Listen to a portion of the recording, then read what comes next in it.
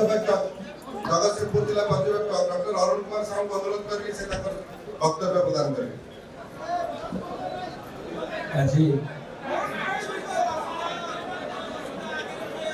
बिजू जनता दल सारा ओडिशा वासी आशा भरोसा दल ओडिशा साढ़े 4.5 कोटी जनसाधारण हृदय नेता माननीय मुख्यमंत्री श्री नवीन पट्टनायक नीति आदर्श एवं सरकार लोकाभिमुखी कार्यक्रम विश्वास रखी विभिन्न दल परित्याग कर बिजू जनता दल जोग दौरान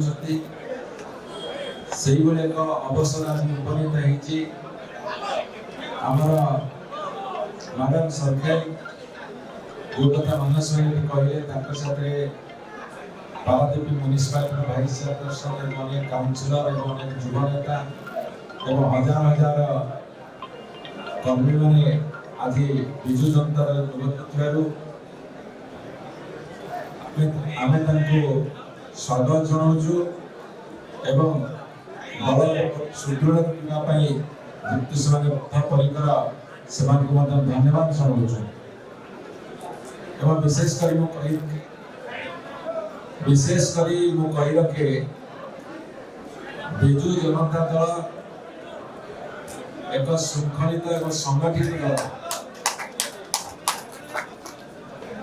जो आज जनसाधारण आशा विश्वास भरोसा दल है जो मैंने चाहते ओडिशार प्रगति को विकास को उन्नति को आगू को बढ़ाई से दल में मिशुवा एक शुभ सूचना तेणु जगतसिंहपुर जिले में आज दल आहरी सुदृढ़ होती योगदान नहीं धन्यवाद समस्त मोर निज बहुत आपनर माँ मौसी भाई भौणी एवं समस्त बुद्धिजीवी मानकु मु एई मंच निकटरू धन्यवाद अर्पण करूछि एवं हार्दिक अभिनंदन जणाउछि।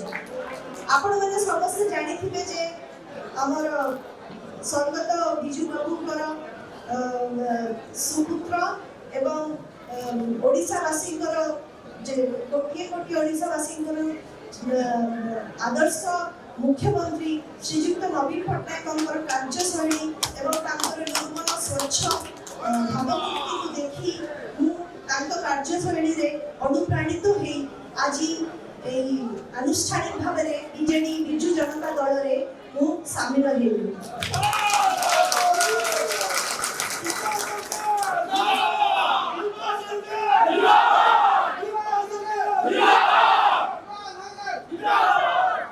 I'm extremely thankful and grateful to our Chief Minister, Honorable Chief Minister, Mr. Naveen Patnaik,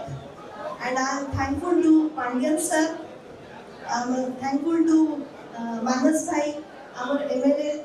sir, and all Biju Janata Dal जितने कर्मी माने अछंती तो समस्त को बहुत बहुत धन्यवाद देवी जे they gave me this opportunity to become a part of this BJD family. I'm looking forward to work with them for the development of the society, of the state, and of course my own Paradip Nirvachan Mandali. तो एवं एथिपाई गते समस्तकर आशीर्वाद दरकार जेमिति कि आमे आगु को आसंता दिन रे आमे केमिति मिली मिसिकिना एकठी हेकी कार्य करि परिबा बिजू जनता दल पई कार्य करि परिबा एवं पारादीप उन्नति को आमे केमिति सुदृढ़ करि परिबा सेति पई आमे समस्त एकठी हे लड़िबा एवं या कहि कि मु समस्त को धन्यवाद जनाउछि। जय जगन्नाथ।